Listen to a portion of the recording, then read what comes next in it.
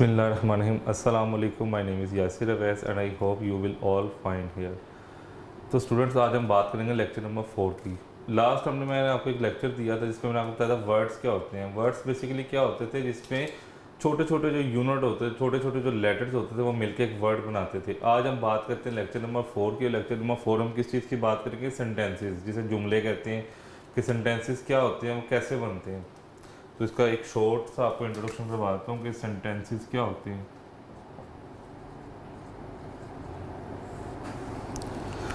जैसे हमने वर्ड्स की बात की थी कि वर्ड्स जो हैं वो छोटे लेटर्स से मिलकर बनते हैं। छोटे लेटर्स में स्मॉल लेटर्स की बात नहीं कर रहा मैं, इन चीज़ की बात कर रहा हूँ कि एक एक लेटर जब मिलता है, अल्फ़ाबेट मिलता है, वो एक वर्ड बनाता है। जैसे एक वर्ड, एक एप्पल है, APPLE एप्पल। इसमें ए एक अलग अल्फ़ाबेट है, P वो जो अलग अलग अल्फ़ाबेट्स हैं, LE अलग अल्फ़ाबेट्स हैं। वो जब कंबाइन होते हैं तो क्या बनते हैं? वर्ड्स।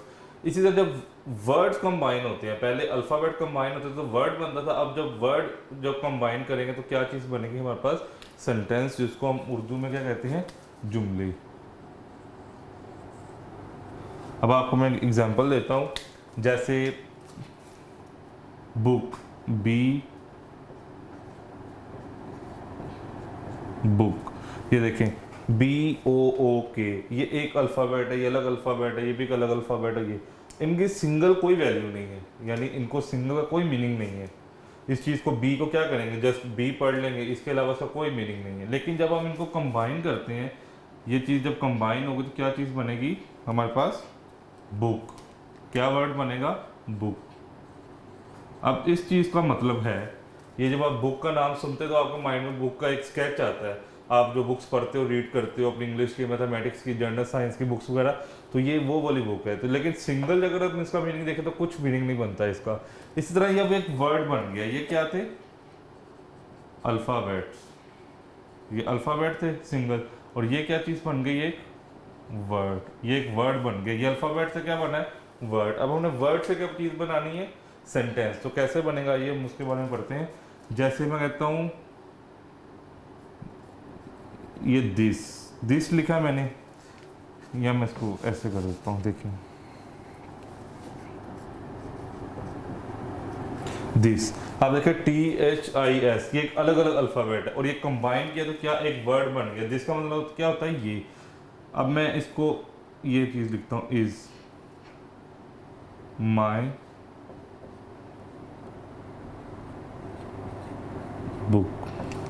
अब देखें, ये मैंने वर्ड्स लिखे हैं। दिस अलग वर्ड है, इज अलग वर्ड है, माई अलग वर्ड है और बुक अलग वर्ड है। अब देखें इनके मीनिंग हैं। मैं आपको बताया था, मीनिंगफुल जो चीज़ हो, जो वर्ड हो, उसे हम वर्ड कहते हैं। जैसे दिस का मतलब क्या होता है? ये। इसका मतलब क्या होता है? माई का मतलब क्या होता है? मेरा या मेरी। और बुक का मतलब क्या होता है? किताब। अब मैं कह रहा हूँ दिस इज माई बुक, तो इसका मतलब क्या होगा? या भी इसका कोई मतलब, एक वर्ड का मतलब आ रहा है लेकिन इसको सेंस नहीं बन रही। वो सेंस कब बनेगी? जब हम इनको कंबाइन करके लिखेंगे।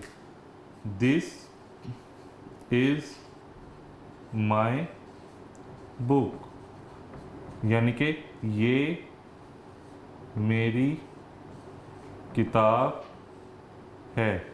अब देखें इसका एक मीनिंग आ गया ना, एक मीनिंगफुल आपके पास सेंटेंस आ गया। तो इधर से हमने क्या चीज़ हासिल की? सेंटेंस की definition. A meaningful group of words is called sentence.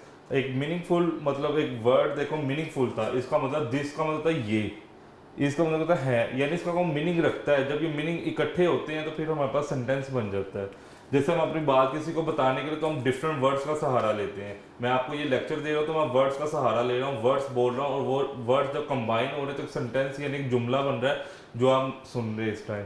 तो ये क्या है? दिस इज माई बुक, ये मेरी किताब है। अब देखें ये प्लस का साइन जो था, ये चीज़ तो इंडिकेट कर रहा है कि इन चीज़ों को प्लस करना है, जोड़ना है। देखिए आपने इसको कंबाइन कर दिया तो ये चीज़ बनेगी।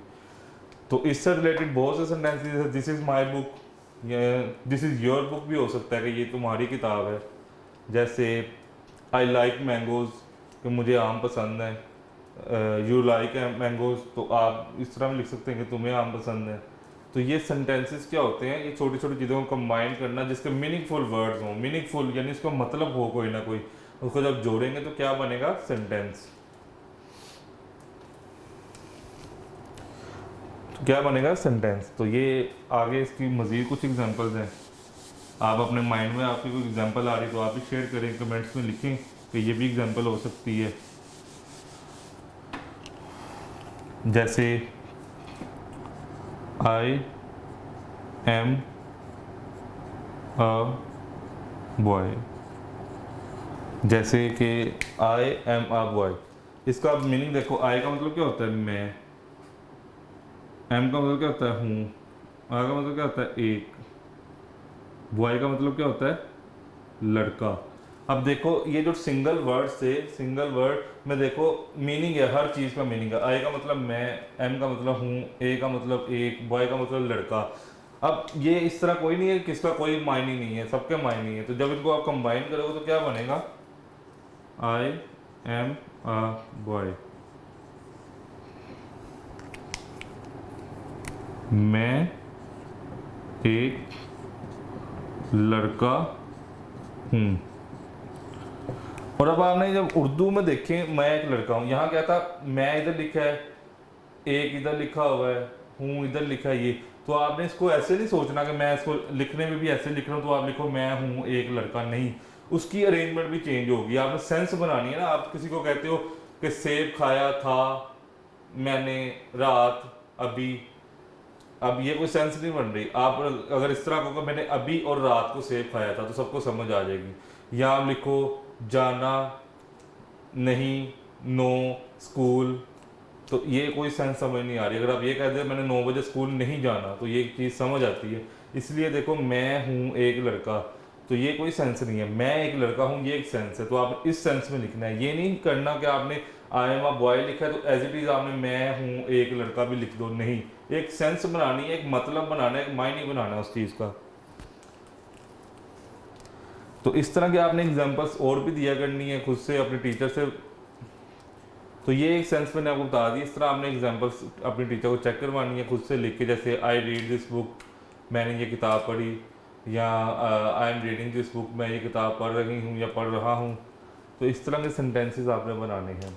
तो स्टूडेंट्स आगे हम बात करेंगे, एक्सरसाइज इसकी कर लेते हैं छोटी सी एक, कि डेफिनेशन क्या होती है सेंटेंसेस की। इसकी डेफिनेशन कैसे लिखोगे? कोई आपसे टीचर या आपके सिस्टर ब्रदर पूछते हैं कि आप ये सेंटेंसेस का वर्ड पढ़ रहे हो तो इसकी डेफिनेशन क्या है, तो आपने क्या बताना है उन्हें? अ meaning full group of word is called sentences या सेंटेंस। कि एक बामायनी जो लफ्ज होता है ना, उनको जब आप ग्रुप बनाते हो, इकट्ठा करते हो, एक ग्रुप बनाते हो उनका, तो उनको क्या कहते हैं? सेंटेंस या जुमला कहते हैं उर्दू में। इसी तरह मैं अगर आपसे एक्टिविटी करवाऊँ, उस एक्टिविटी में आपको कहता हूँ कि आप लिखें, लिख के बताएं मुझे कि आपने 4 सेंटेंसेस बनाने हैं। मेक 4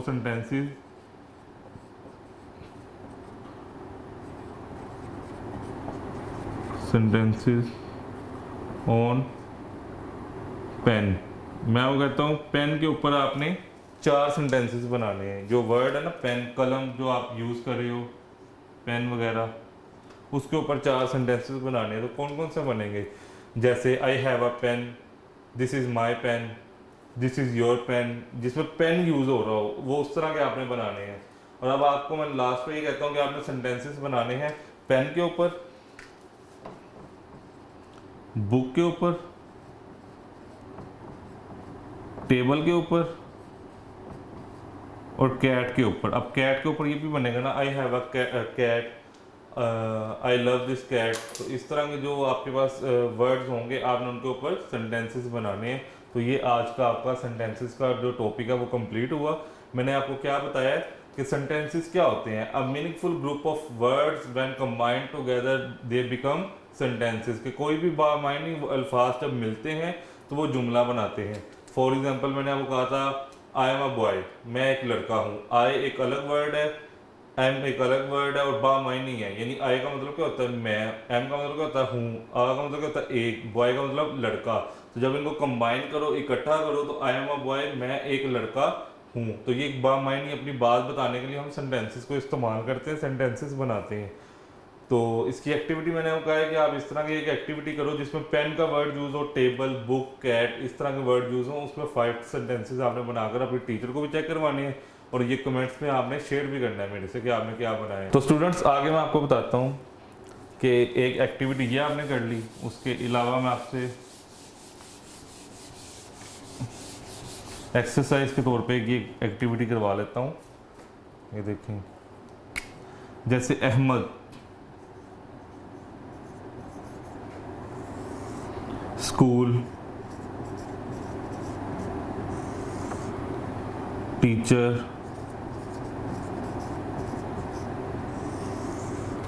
ये आपके पास 3 वर्ड्स हैं। इन 3 वर्ड्स को सोचकर आपके सामने जो वो सेंटेंस आपके माइंड में आएगा, अपना आपके सामने जो कॉपी होगी, नोटबुक होगी, उस पर लिखना है।